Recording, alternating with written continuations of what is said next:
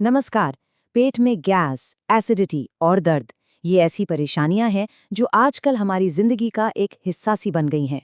अगर आप भी इनसे जूझ रहे हैं और अक्सर दवा का सहारा लेते हैं, तो ये बातें आपके लिए बहुत ज़रूरी हैं।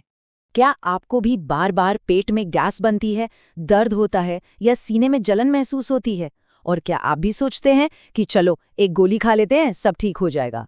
अगर ऐसा है, तो अगले कुछ मिनट बहुत ध्यान से सुनिएगा, क्योंकि आज हम बात करेंगे कि ये गैस आखिर बनती क्यों है, इसके लिए कौन सी दवा लेना सही है, और सबसे ज़रूरी बात, वो कौन से खतरे के संकेत हैं जिन्हें हमें कभी भी बिल्कुल भी नज़रअंदाज नहीं करना चाहिए।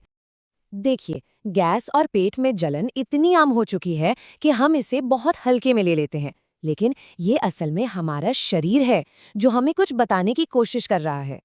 जैसे कि पेट का फूल जाना, बार बार डकार आना, सीने में जलन जिसे हम एसिडिटी कहते हैं, या फिर पेट में एक हल्का हल्का दर्द बना रहना, ये सारे लक्षण एक ही तरफ इशारा करते हैं, हमारा डाइजेशन ठीक से काम नहीं कर रहा है। तो सवाल ये है कि आखिर ये सब होता क्यों है। चलिए अब इसके कुछ असली और बड़े कारणों पर एक नज़र डालते हैं। सबसे पहला और सबसे बड़ा कारण है बहुत ज़्यादा तला हुआ या मसालेदार खाना। भाई, इस तरह के खाने को पचाने के लिए हमारे पेट को बहुत ज़्यादा मेहनत करनी पड़ती है, जिससे गैस और एसिडिटी होना तो तय है। फिर आती है हमारी बदलती लाइफस्टाइल, जिसमें देर रात को खाना बहुत नॉर्मल हो गया है।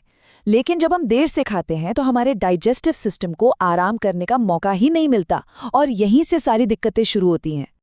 हाँ, और जो लोग चाय और कॉफ़ी के बहुत ज़्यादा शौकीन हैं, उन्हें भी सावधान रहने की ज़रूरत है। इनका ज़्यादा सेवन पेट में एसिड का लेवल बढ़ा सकता है, जिससे जलन और गैस की शिकायत आम हो जाती है। इसी तरह एक और बहुत बड़ी गलती है खाना खाने के तुरंत बाद लेट जाना या सो जाना। इससे खाना ठीक से पचता नहीं है और एसिड ऊपर की तरफ आने लगता है, जिसे हम एसिड रिफ्लक्स कहते हैं। और हाँ, ये मत भूलिए कि हमारे दिमाग का सीधा कनेक्शन हमारे पेट से होता है। ज़्यादा स्ट्रेस या टेंशन लेने से भी हमारी पाचन क्रिया बिगड़ सकती है और गैस जैसी समस्याएं पैदा हो सकती हैं। तो अगर हम इन सभी कारणों को एक साथ देखें, तो बात बिल्कुल साफ है। इन सारी परेशानियों की जड़ कहीं ना कहीं हमारी गलत जीवन शैली, यानी कि हमारा लाइफस्टाइल ही है। अच्छा, जब प्रॉब्लम होती है तो हम सीधे दवाई की तरफ भागते हैं। तो चलिए कुछ आम दवाओं के बारे में जानते हैं कि वो काम कैसे करती हैं और उन्हें लेते वक्त हमें क्या सावधानियां बरतनी चाहिए। सबसे पहले बात करते हैं पैंटोप्रिजोल की। ये एक बहुत ही कॉमन दवा है जो पेट में बनने वाले एसिड की मात्रा को ही कम कर देती है। डॉक्टर इसे आमतौर पर सुबह खाली पेट लेने की सलाह देते हैं, ताकि ये दिन भर पेट में बनने वाले एसिड को कंट्रोल में रख सकें। इससे गैस और जलन में वाकई काफ़ी राहत मिलती है। लेकिन, और ये बहुत ज़रूरी बात है, प्लीज़ ध्यान से सुनिए, डॉक्टर की सलाह के बिना इसे रोज़-रोज़ की आदत बना लेना बिल्कुल भी सही नहीं है।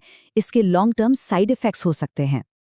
अब बात करते हैं डिजीन जैसे एंटासिड की। ये एक तरह से फर्स्ट एड की तरह है, जो पेट में मौजूद एसिड को न्यूट्रलाइज करके तुरंत राहत देती है। इसका असर बहुत तेज होता है और इसे अक्सर खाना खाने के बाद लिया जाता है, जब आपको जलन या गैस महसूस हो रही हो। ये एक टेम्पररी लेकिन काफ़ी असरदार उपाय है। एक और तरह की दवा है सिमेथिकॉन। इसका काम थोड़ा अलग है। ये पेट और आंतों में जो गैस के बुलबुले बन जाते हैं ना, उन्हें तोड़ने में मदद करती है, ताकि गैस आसानी से शरीर से बाहर निकल सके। ये दवा खास तौर पर पेट फूलने या ब्लोटिंग की समस्या में बहुत आराम देती है, क्योंकि ये उस फंसी हुई गैस को बाहर निकालने का रास्ता बना देती है। दवाएं अपनी जगह हैं, लेकिन कुछ लक्षण ऐसे हैं जिन्हें साधारण गैस समझकर टालने की गलती कभी मत कीजिएगा। चलिए अब उन रेड फ्लैग्स यानी खतरे के संकेतों पर बात करते हैं। अगर आपके पेट में लगातार तेज दर्द बना हुआ है, उल्टी में खून आ रहा है, या फिर बिना किसी कोशिश के आपका वजन अचानक तेजी से घट रहा है, तो इसे बिल्कुल भी हल्के में ना लें। ये लक्षण पेट के अल्सर या किसी दूसरी गंभीर बीमारी का संकेत भी हो सकते हैं। इसलिए ऐसा कुछ भी महसूस होने पर बिना देर किए तुरंत डॉक्टर से मिलना बहुत ज्यादा जरूरी है। तो हमने दवाओं और खतरों की बात तो कर ली, लेकिन सबसे अच्छी बात यह है कि हम इन समस्याओं से बच सकते हैं, और इसका रास्ता दवा की दुकान से नहीं, बल्कि हमारी अपनी जीवन शैली में किए गए छोटे छोटे बदलावों से होकर गुजरता है।